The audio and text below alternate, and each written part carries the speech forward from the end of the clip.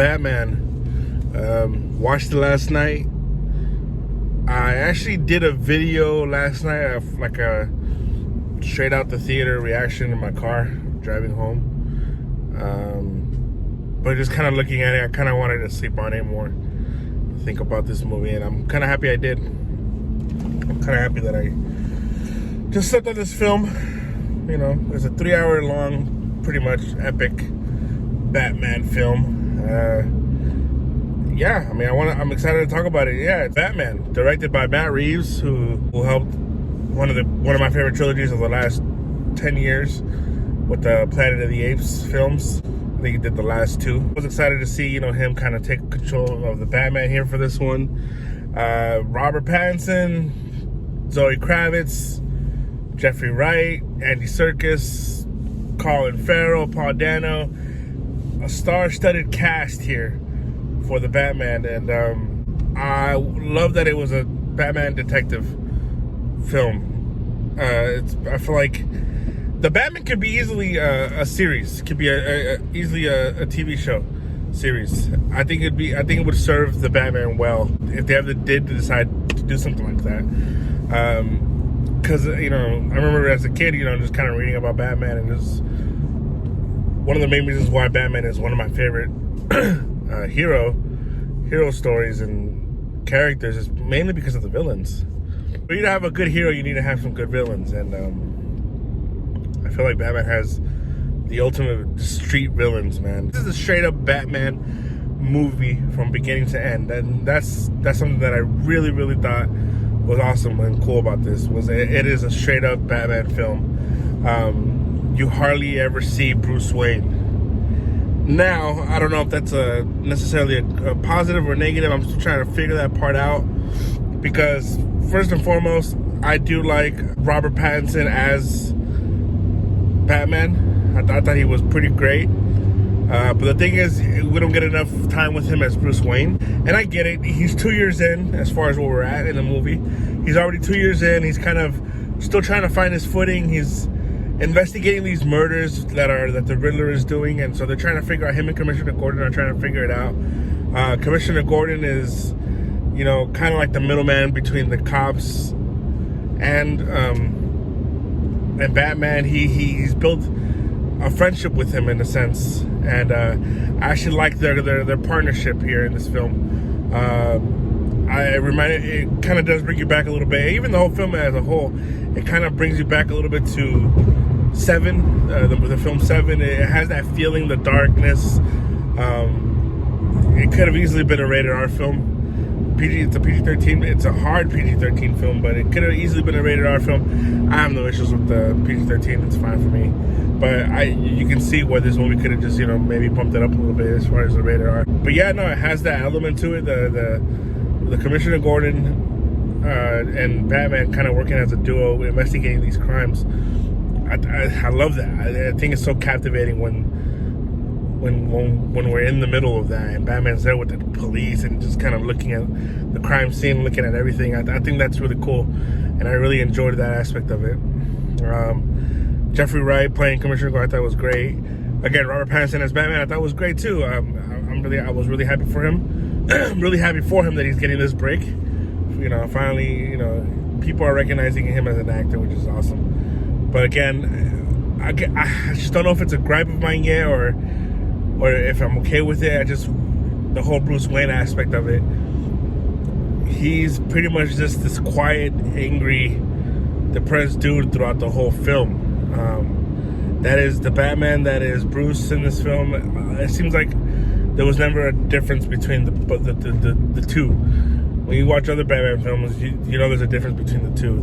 There's Batman and then there's Bruce Wayne, and I still think Barbie did a great job. The action here was directed awesome. This is some good fighting scenes here.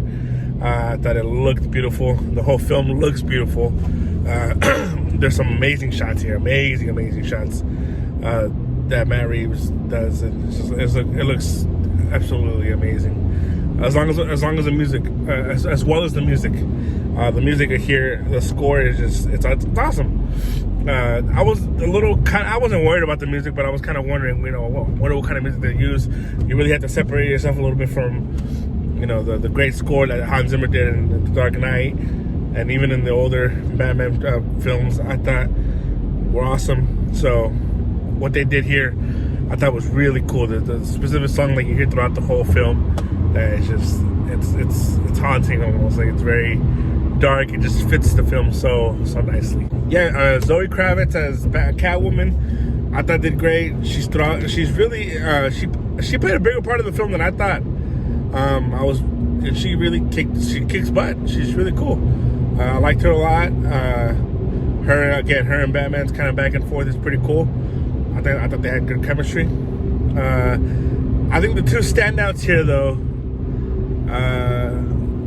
that really kind of catch me off guard is Paul Dano as the Riddler.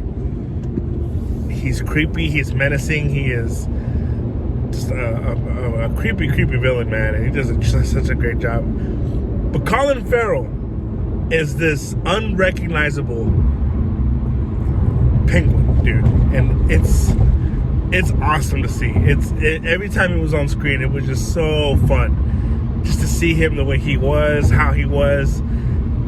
You don't even see Colin Farrell at all. Again, it's unrecognizable. It's a transformative type performance by Colin Farrell, and I applaud him for this, man. He delivered on an awesome level here. Even though the Penguin is kind of a side character in this film, there's a cool, awesome scene, this car chasing with him and Batman in the Batmobile, that to me is probably one of my favorite Batmobile chases that I've seen in any Batman film. It's an awesome, riveting scene. Is the movie a little too long? And listen, it's 3 hours long. I did start to feel how long it was towards maybe the third act, into that second hour, man. It was just like, man, it never felt boring. I'll say this movie's not boring at all. It never feels boring. It never feels like it's meaningless. But it does feel somewhat long. I kind of do wish they would have cut some of it out, flushed, I don't know. But all in all, man, The Batman is a great film. It really is. It feels established. It feels like you know these characters. It feels like, and that's what makes this movie work so well, is that when you're in the film and you're watching it, it feels like these people have been living in the real world. It feels like we're starting to see just what they can do with these characters, and I don't know, something about it just felt awesome. Gotham itself as a city, I loved what they did. I loved that it feels like a broken city. It feels like it's a city that is just helmed by crime and corruption, and I feel like this is the most